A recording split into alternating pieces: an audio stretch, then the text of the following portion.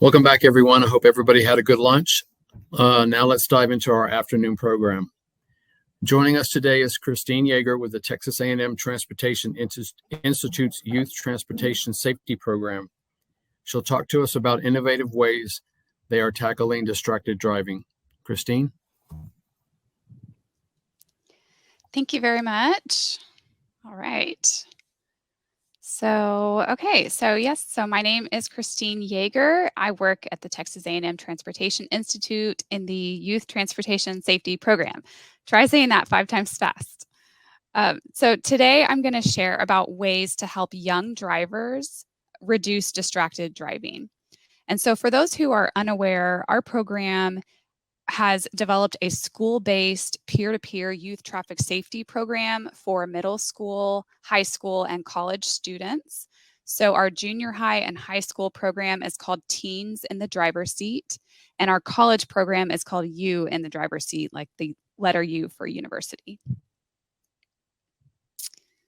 Okay, let me advance the slide here. Okay, so our peer-to-peer programs address the fact that car crashes are the leading cause of injury and death for young people in the US. In addition to driver inexperience that naturally comes along with just being a younger driver, our program also focuses on the top 5 risk factors of youth car crashes. And those are, of course, distractions, nighttime driving, speeding, low seatbelt use, and impaired driving. The program is student-led, where a group of student leaders share traffic safety messaging throughout their campus to help create a culture of traffic safety. And not only does our program help develop leadership skills and promote safe driving behaviors, but the schools can also earn up to $1,300 just for participating actively in the program. So we really look at it as like a win-win-win all around. But today I'm primarily going to focus on the risk factor of distracted driving. But if you would like more information about our peer-to-peer programs and how you can incorporate them into your local area schools and community, I would love to partner with you in that effort. So please feel free to reach out to me. All right. So a driver can be distracted in 3 ways. Visual distractions are anything that take the driver's eyes off of the road. Manual distractions are anything that take their hands off of the steering wheel. And then cognitive distractions are anything that take the driver's mind off of the task of driving. Sadly, distracted driving claimed the lives of over 3,500 people in the year 2021 across the nation. We just learned about the 3 types of distractions on the previous slide, and it's no surprise that cell phones can cause all 3 types of distractions. And teens in particular are more likely to use their phone for texting or social media, which, if done while driving, increases their crash risk by 23 times. And it's considered the most dangerous form of distracted driving because it involves all 3 types of distractions. But even cell phone use in a hands-free way, like talking through Bluetooth or something, it's still risky because it's a cognitive distraction, and that still has been shown to increase the crash risk by 4 times. In addition, teen drivers who are riding with other teen passengers is a form of distraction and puts them at a 5 times higher risk of crash. And actually, research has shown that crash risk increases as the number of teen passengers increase. And this is why many states have graduated driver license laws about limiting the number of non-family members that a novice driver can have in the vehicle with them. It's precisely for this reason. So the average amount of time that a driver's eyes are off the road when texting is about 5 seconds. And that may not sound like a long time, but when traveling at highway speeds, you can travel the length of a football field or longer in that amount of time. And a lot can certainly happen in that distance. Since 2007, young drivers have had higher rates of distracted driving than other age groups. According to a National Youth Risk Behavior Survey, 39% of high school student drivers admitted to having texted or emailed while driving within the prior 30 days. And as part of our program, we conduct annual surveys of teen drivers to learn what their attitudes are towards certain driving behaviors, as well as how frequently they admit to doing certain driving behaviors.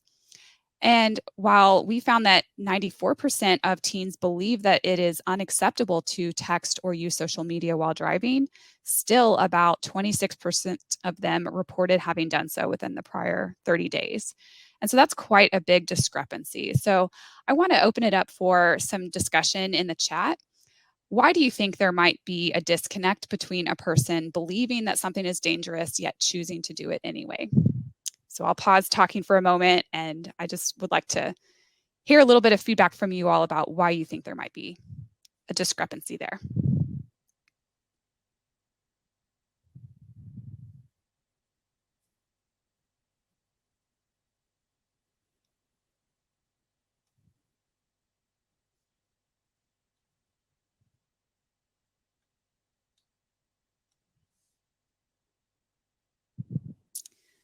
Yes, I see someone said people think it can't happen to them.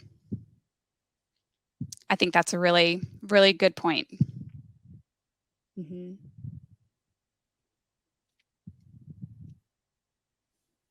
Julie said in a rush. Allison said hasn't happened to them yet. People don't care.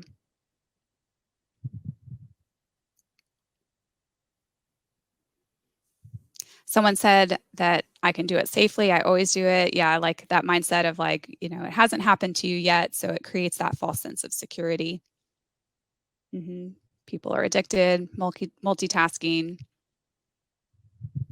Yeah. So seeing a lot of great answers that touch on this issue. And so I encourage you to look through the chat and just, see if you can relate to that or if you know people that have that mindset as well. And that's definitely important. So, okay, I'm going to continue to the next slide. So there are many things that influence a person's values and beliefs and ultimately their behavior. When you're trying to positively change behavior, you need to consider the different components of a person's social environment through something that is called the social ecological model. So, what this means is that you can focus on the individual's values, beliefs, and behaviors, but you can also focus on the influence that the individual's family or friends may have on that person. Because and also in the workplace or school, because a person typically spends a significant amount of time in those environments. And so there's going to be an influence there. The next level is the community level, and that can vary greatly based on geographic and socioeconomic factors. And so it's really important to understand the cultural atmosphere of that community level, and that can affect how you might approach trying to change behavior. And then finally, there are the values, beliefs, and behaviors that are accepted at the societal level as a whole. And so just as an example that we're a lot familiar with, impaired driving or seatbelt use, there used to be a different mindset decades ago about those behaviors. And there has been some shift in the societal norms that have happened. And so we still have a lot of room to grow there, but we are not quite there with distracted driving, and that's the goal, is to get society to widely adopt this as an unacceptable behavior, and that is just on the road to progress there. So to reduce distracted driving behavior, we have to have all of the influences across the social environment. They have to align to promote safe driving behaviors and reject hazardous behaviors. And so all of these different levels of the social environment play a valuable role. Our departments of transportation and local jurisdictions pass laws and policies that will help reduce distracted driving. We have our peer-to-peer programs and other similar programs and efforts at the community and school level that help establish a group norm that distracted driving is unsafe, and that distraction-free driving is the safe way to drive. And then, we have other campaigns that can also be a positive influence at that family and friend and individual level by educating people, young people in this case, about the facts and then empowering them to make real life changes. So hope all of that made sense. But taking this a step further, we must also consider something called the theory of planned behavior. And so that means that we need to consider what directly influences a person's behavior. So first, what does the individual think about the behavior? Distracted driving in this case. This is equivalent to a person's attitude about the behavior. So for example, do they think, like some of you are saying, do they think that it only takes a few seconds to send a text? So what's the big deal? Is that what their attitude is? Or do they think, I'm an expert texter, so I'm safer, I'm better at it than other drivers? Their attitude towards distracted driving is directly connected to whether that behavior is performed or not. And so thus, if we want to change behavior, we have to choose a strategy or a tool that is going to change their attitude. Otherwise, it won't be effective. And then second, what do important people in the person's life think about distracted driving?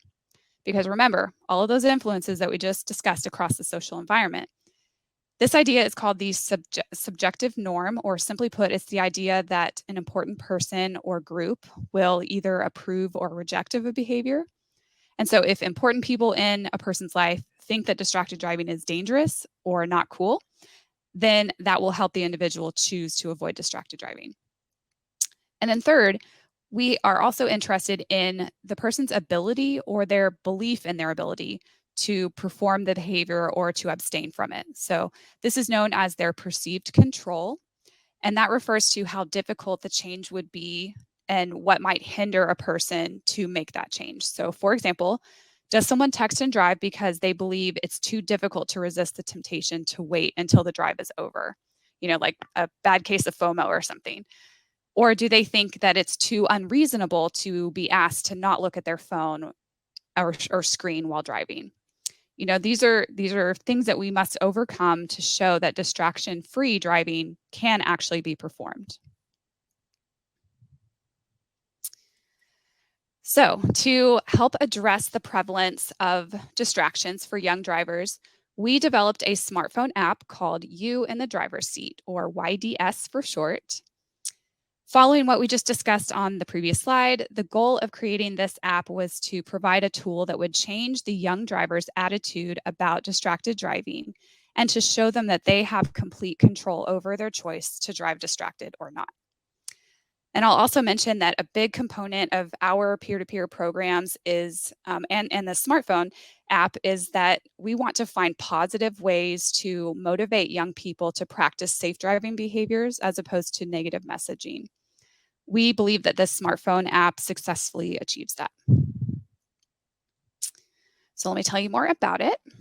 So here's some history on the YDS app. So in 2018, we began developing the app within TTI. And then in early October of 2020, we launched the first Apple version, and the first Android version followed shortly after in February of 2021. In September of last year, we were delighted that the YDS app won the award for the best new mobile app of the month. And then our key sponsors for the app, for this app in particular, are TxDOT, Union Pacific, and State Farm. And we're just so fortunate to have the support of like-minded sponsors who share a passion for reducing youth car crashes. So the You in the Driver's Seat app helps encourage safe driving by instilling the idea that responsibility has its rewards. The app tracks, reports, and rewards safe driving by motivating the young driver to avoid distractions and excessive speeding. And it's as easy as 1, 2, 3. At the start of each trip, the user begins with a driving score of 100, and then points are deducted for each distraction or excessive speeding incident that occurs. The user must end with a score of 100 at the end of their trip in order for that trip to qualify as a safe trip. And the user only earns points for safe trips. And so the amount of points earned is simply 5 times the number of miles driven in a safe trip. And then when enough points or total safe trips are accumulated, the young user between the ages of 16 to 25, that's our target demographic, they are rewarded with their choice of a $10 gift card. All right. So we Also recognize the users for driving safely by issuing what we call badges for users who complete streaks of safe driving trips. So we have this little graphic that will pop up and they can collect these badges, and it just, helps motivate them to keep up the great work. They can earn badges for 3 consecutive safe trips all the way up to 15 consecutive safe trips. And then we also offer badges for the total number of safe trips that they've accumulated over time. So you can see the 100 safe trips there. All right. When the user completes a driving trip, they will see a map of their route that they drove, and then they're prompted to answer 2 questions. The first one asks if the user had to use navigation. If they select yes, then their trip is not scored at all. And, we understand that sometimes navigation is a necessary distraction, but it is still a distraction. And so this allows a fair way of recognizing that sometimes it's needed, but it's not going to ruin the user's driving streaks or penalize them because the trip just isn't scored. The second question asks if the user was the driver or the passenger.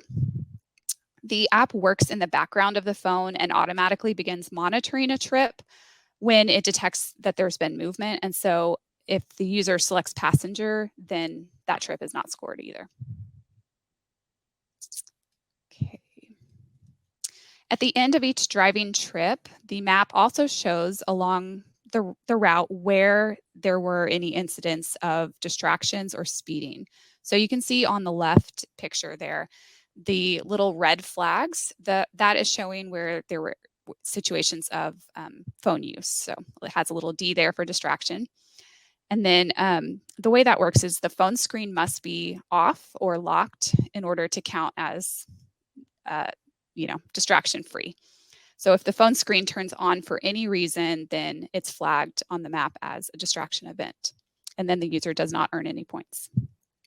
On the right, you can see the orange flag is where there was a speeding incident. So that just to show you the examples of what they might see. So I previously mentioned that the driving score starts at 100 at the beginning of each trip. And then for each instance of distracted driving or excessive speeding, the score is reduced in increments of 20, all the way down to 0 if there are enough distraction or speeding infractions. So the left picture shows an example of an unsafe trip where there were enough infractions that resulted in a score of 0. And so you can see that the app also shows the user how many points they would have earned had they driven safely. And so that, rather than like punishing them by taking points away, they simply miss out on earning those points. And that's another form of trying to positively incentivize them to drive safely the next time, like choose better next time. The picture on the right is an example of a safe trip because the user kept their score at 100. And so because it was a safe trip, that user earned 46 points.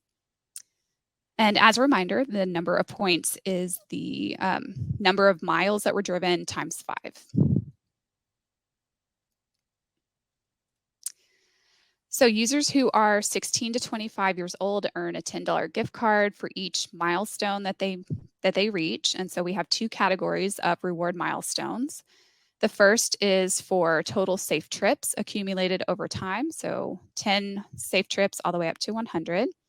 And then the second category is for the total points accumulated. And so we classify these as different star levels. And so they can earn up to 5 stars as they reach the different milestones. So the app notifies the user when they reach a new milestone, and then we send them a $10 e-gift card code of their choice. So this shows the amount of downloads that we have had. That number thankfully continues to grow. It definitely started off small, but we are just delighted with how many users are choosing to use this app. And it's all for just a really great mission. So you can see that this shows the number of downloads by quarter. And so we've reached a total of over 2,300 to date. This shows the quarterly downloads by quarter. And And so usually about twice a year, we hold special contests denoted by that little trophy icon that you see on the chart. And so we usually see a spike in downloads during those contest times because it's, we're advertising it a lot more. This shows the total number of safe miles driven to date. So again, if the trip was classified as a safe trip, that meant there was no phone use during that or excessive speeding during that trip. And so we keep track of how many miles were driven on each of those safe trips. And so accumulated that over time, there's been over 150,000 miles that have been driven distraction-free with the YDS app. So we celebrate that. And then this shows the quarterly safe miles driven. So again, those special contests often result in increased usage of the app because they're trying to win special prizes. And but we've seen lots of usage at other times, including the summer. So in total, we have distributed over $13,000 in gift card rewards to eligible app users for reaching those reward milestones. This amount does not include awards or prizes given during those special contests throughout the year. Most of these awards have been given to Texas, Nebraska, Washington State, and Georgia users, but we're also seeing increased usage in other states as well. And I will specify here that our grants with TxDOT have helped with the development and maintenance of the app, but the gift cards and prizes, those are funded by private sponsors that we have that have a passion for this as well. So we're thankful to have so many wonderful sponsors who support this app and want to help make a difference with youth distracted driving. So the YDS app is available, as I mentioned, in the Apple and Android stores. And so there's a QR code there on the screen that will take you to the appropriate app store, depending on which phone type you have. And even though the gift card rewards are only for our young drivers, people of all ages are welcome to use the app to help encourage them to drive safely. I will add a personal note here that I am obviously not eligible to receive the gift card rewards, but being the perfectionist that I am, I don't like seeing my score as anything less than 100. And so it's like a school grade to me. And so it has definitely changed my driving habits, even without any, monetary benefit. It's just, I want that perfect score so badly. So the next natural question that you might be asking is, well, this sounds cool, but how well does it actually work? Well, a recent analysis has shown that young drivers, as they continue to use the app over time, it helps to reduce the percentage of trips that are distracted, as well as increase their average driving score. So we compared two groups of app users, those what we're calling short-term users who completed 10 or fewer scored trips, versus the long-term users who have completed 11 or more scored trips. And so for this analysis, we only looked at app users who were in our target demographic of ages 16 to 25, because we do have users that are outside, that are older than that. And so, obviously this is the group that benefits directly from the gift cards. And so that's what we wanted to analyze. So based on that criteria, we analyzed 389 short-term app users and 325 long-term app users. So the first evaluation measure that we looked at was to determine how many out of all of their scored trips were distracted trips. And so I used a box and whisker plot to show these results. I like this type of plot because it's a succinct way to spread, to see the spread of all the data points. And so the whiskers show the maximum and minimum values. Then the entire data set is divided into quartiles. And so the boxes, the green rectangles there, show the range of the middle 50% of the data, so the second and third quartiles. The horizontal line inside the box shows the median value, and then the dark green dot shows the average value. So for this metric, ideally, we would want to see users have a 0% distracted trips. That would mean that they're not using their phone at all. And so you can see from the chart here that the percent distracted trip values for the short-term group were much more spread out and generally higher in value compared to the long-term group.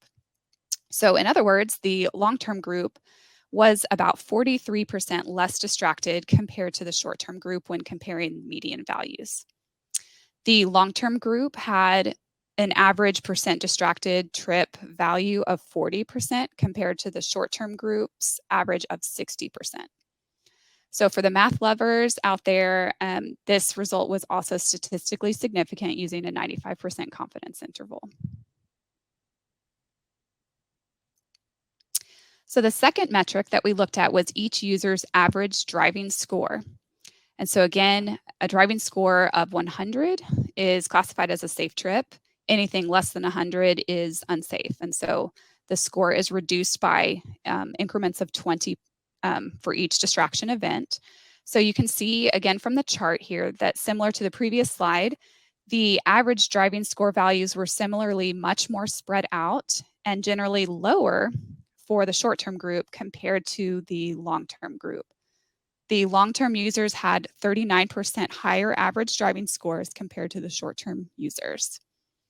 The long-term group had an average driving score of 67 compared to 48 for the short-term users. And this was also statistically significant. So another way of putting these results into context, there was a report that was released by Cambridge Mobile Telematics. They provide user-based insurance rate smartphone apps for 21 insurance companies across North America. They have over 1 million users, and they like to study and how the apps impact various things. So they look at distracted driving regularly. And so they looked at their user base from February of 2020 to February of 22, and they found that distracted driving increased across their users by 30% in that time frame.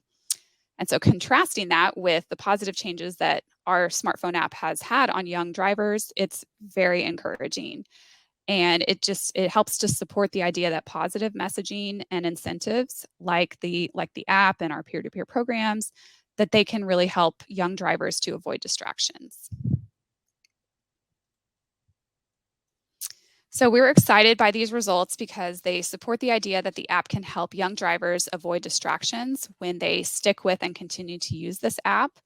We're currently in the process of doing a more in-depth analysis on the app and our peer-to-peer program as a whole. And we're continuing to identify future areas to research and also continue to improve the performance of the app. So it's definitely an ongoing mission that we are charging along for. So I believe that is my last slide. So I am happy. I don't know if we're having questions. I didn't ask that beforehand. I'm sorry, moderators. We do have some extra time if you'd like to take some questions. Okay, happy to do so if anyone. Are they able to talk? Or will it just be in the chat? They can submit questions under the Q&A tab that's right next to chat. Right. I forgot all my training, I'm sorry.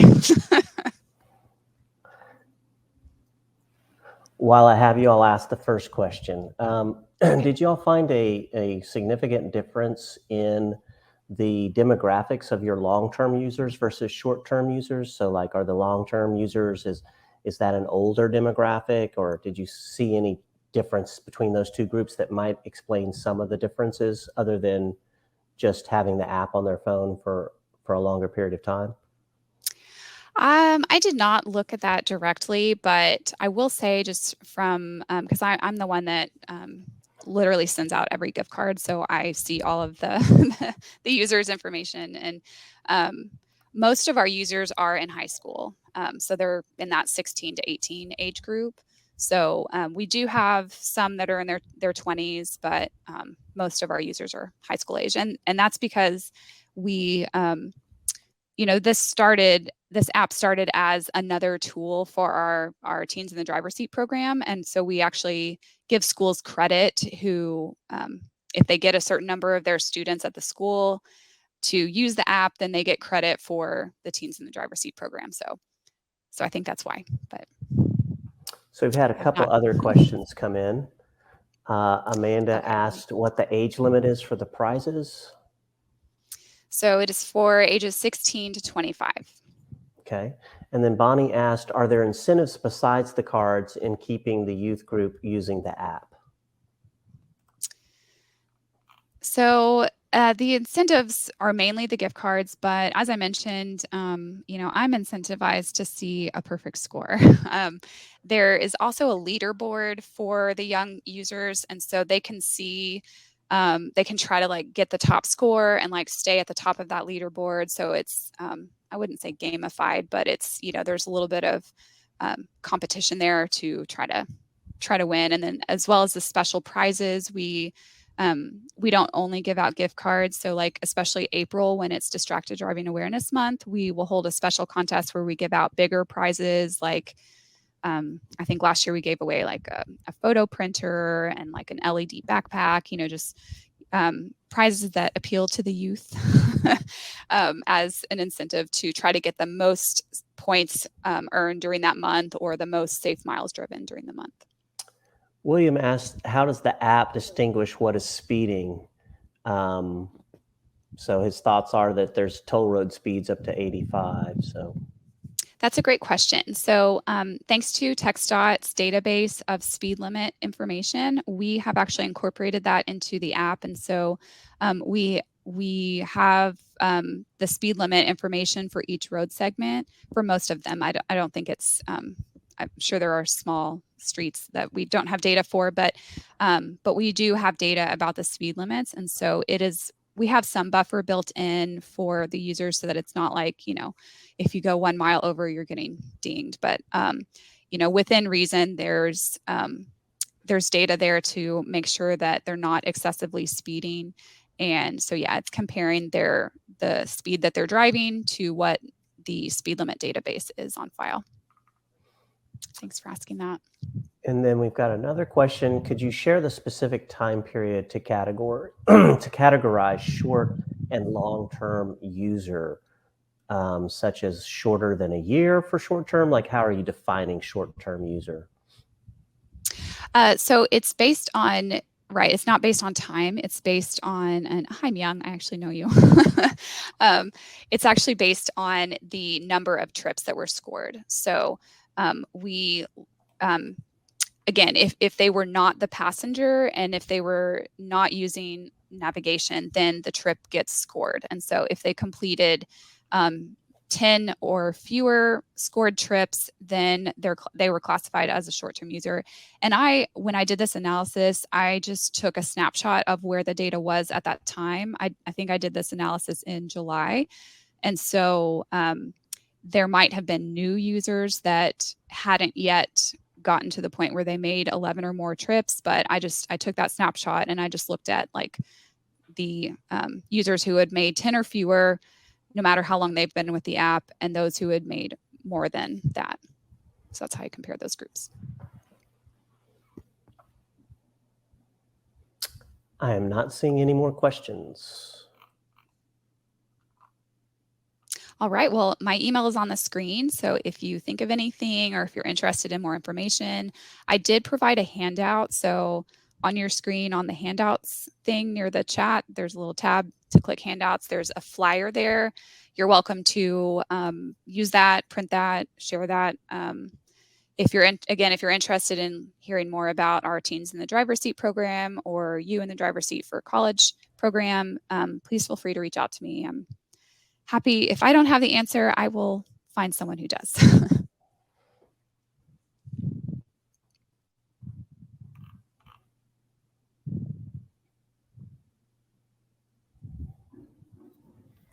Okay, thank you, Christine, for that great discussion. Just a reminder to give us your feedback on the summit by filling out the evaluation, which can be found in the attendee lounge. And as a side note, we will be sending all the attendees the evaluation form at the end of the summit. So you'll look for that in your email. Great. Thank you so much for having me. I appreciate you all. You're welcome. This brings us to our afternoon break. Since we finished a little bit early, can we have everybody come back at 2 p.m.? We'll see you back at 2. Thank you.